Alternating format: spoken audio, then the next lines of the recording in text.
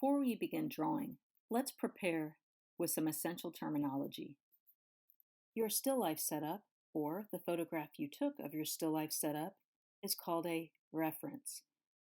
We call the photograph a reference because you will constantly refer to it to match proportion, form, space, and value in creating a realistic drawing.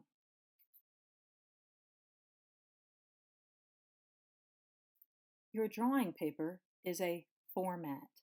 A format is the total area of space in which to create two-dimensional artwork. Format orientation is the correct direction of your format. Since my reference is a horizontal photograph, I should turn my drawing paper horizontally.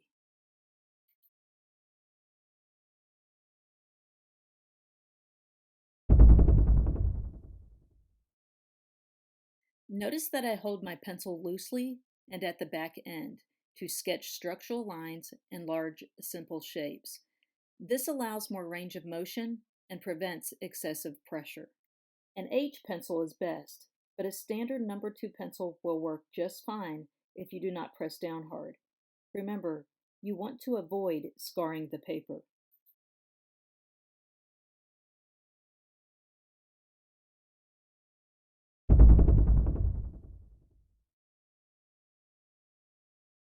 Proportion does not happen through luck or magic, but constructive drawing.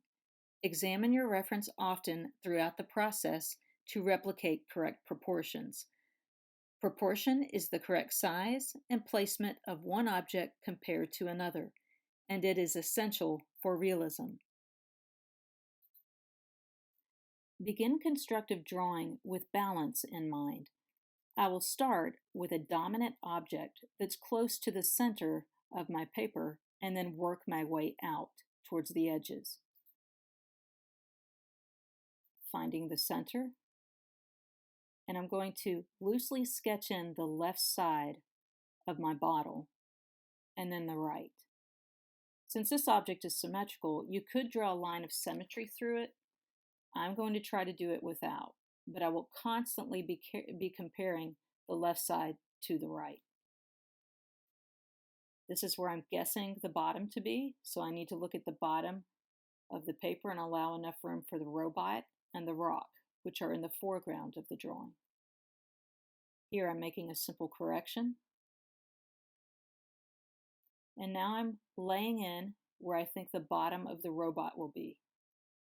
I'm looking at the robot's width. The arms are spread out.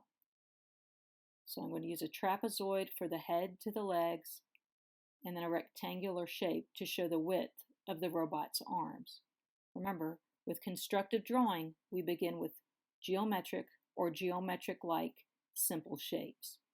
Next, I will move on to the rock with a very simple shape. Absolutely no details at this point. The next largest figure or object is the pot for the plant.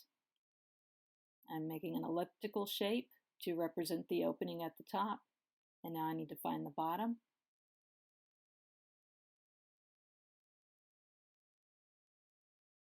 Here I'm roughing in the edge of the top, and I correct my mistakes as I go. Remember, there's no such thing as a perfect drawing. You will need to continually correct mistakes as you move forward, but not get hung up on them. Now back to my bottle. I've roughed in the top, and I'm now working on the basic shape. Rounded edges.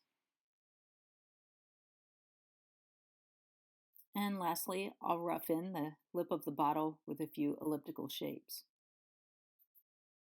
Now it's your turn. Examine your still life photo. Find the center of your paper and begin sketching in structural lines. Then draw 3 or 4 of your largest objects with simple shapes. Avoid details. Remember to refer to your reference often. Match the format orientation to your reference. Use the correct drawing pencil, nothing softer than a 2B. Relax. Sketch lightly and loosely. Construct the proportions of 3 to 4 of your most dominant shapes. Make corrections as you go without getting hung up on perfection. Keep in mind that your realistic drawing is meant to be a believable representation of real life. It is not meant to be an exact copy of your reference.